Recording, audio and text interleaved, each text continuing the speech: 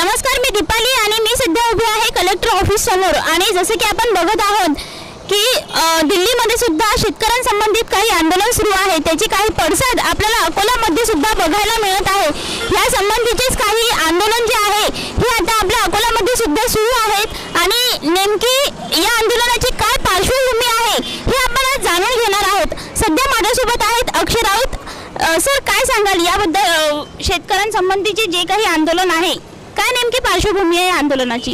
या आंदोलनाची पार्श्वभूमी सांगायचं झालं तर आज या संपूर्ण देशाला कृषीप्रधान देश म्हटलं जातं, परंतु याच कृषीप्रधान देशामध्ये शेतकऱ्यांच्या विरोधात असणारे परिशिष्ट 9 मधले जे काही 255 कायदे आहेत त्या 55 कायद्यांना रद्द करा ही आमची मागणी आहे। आणि सध्याच भारतामध्ये नवीन 3 कायदे शेतकऱ्यांच्या विरोधात लागू करण्यात आलेले आहे, जेणेकरून आमचा शेतकरी एखाद्या कॉर्पोरेट सेक्टरच्या घराच्या दावणीला बांधायचा काय, हा आमचा सगळ्यात मोठा शेतकऱ्यांचा सवाल घेऊन आम्ही केंद्र सरकारला विचारणार आहे। आमचा प्रश्न असा आहे की आमच्या शेतकरी बापाने या मातीमध्ये धान्य उगवलं, आता ते धान्य जर आम्ही प्रत्येकाच्या पोटात घालत असू तर तुम्ही आमच्या शेतकरी बापावरती यवतमाळमध्ये उतरला तर वंगण फेकता, दिल्लीमध्ये पाणी फेकता, आसुगॅसचे बॉम्बचे गोळे फेकता, एवढंच काय त्याच्यावर लाठीचार्ज घडवता। मग आम्हाला प्रश्न विचारायचा आहे की आम्ही अन्नदाते आहोत, आम्ही जर अन्न पिकवलं नाही तर तुम्ही जगू शकत नाही। म्हणून केंद्र सरकारला खरा इशारा आहे, खरा सांगायचा आहे, सामना द्यायचा आहे की आजच्या नंतर जर आमच्या शेतकरी विरोधी जर कायदे तुम्ही रद्द केले नाही तर हे सगळे शेतकरी पुत्र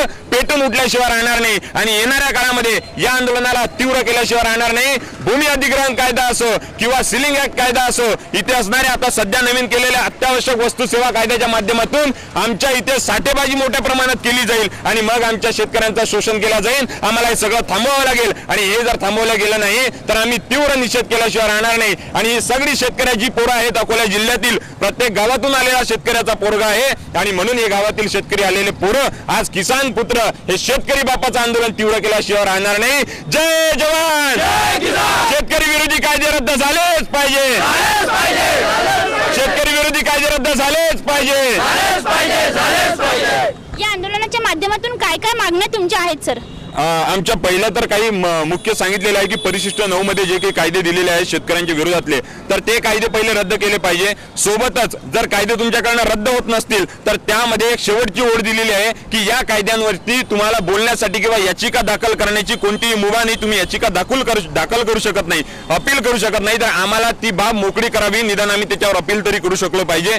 सोबत जे दिल्लीमध्ये आता आंदोलन सुरू आहे त्या आंदोलनामध्ये जे शेतकरी आहेत त्या शेतकऱ्यांवरती लाठीचार्ज किंवा कोणत्याही प्रकारचा हमला करू नये, कारण की ते अन्नदाते आहेत आणि म्हणून त्यांना कोणत्याही प्रकारची इजा होऊ नये याची शाश्वती, याची खबरदारी हे केंद्र सरकारने घेतली पाहिजे, तिथल्या शासनाने व्यवस्थेने घेतली पाहिजे। आणि सोबतच आता सध्या जे काही शेतकरी विरोधी कायदे आहेत ते रद्द झाले पाहिजे, ही आमची सगळ्यात मोठी भूमिका आहे। ज्यामध्ये भूमी अधिग्रहण कायदा असो, कमाल शेतजमीन धारणा कायदा असो, अत्यावश्यक वस्तू सेवा कायदा असो, आता शेतकरीच्या अधिनियमाच्या माध्यमातून असे नवनवीन जे काही कायदे तयार केलेले आहेत, कॉर्पोरेट सेक्टरला बांधण्याचे, आमच्या शेतकरी बापाला जे काही कॉर्पोरेट सेक्टरच्या दावणीला बांधण्याचं जे काही षडयंत्र सुरू आहे ते सध्या थांबावं, यासाठी आमचं हे निदर्शन आहे। आणि यासाठी आम्ही कलेक्टर ऑफिसला हे निवेदन देतोय, जेणेकरून राष्ट्रपती, प्रधानमंत्री आणि सोबतच केंद्रीय कृषी मंत्री साहेबांना हे निवेदन पोहोचावं आणि त्यांनी यावरती दखल घ्यावी। हा दिल्लीच्या असणाऱ्या शेतकरी आंदोलनाला आमचा पाठिंबा आहे। महाराष्ट्रातून अकोला जिल्ह्यातले हे शेतकरी पुत्र सगळे दिल्लीच्या शेतकऱ्यांना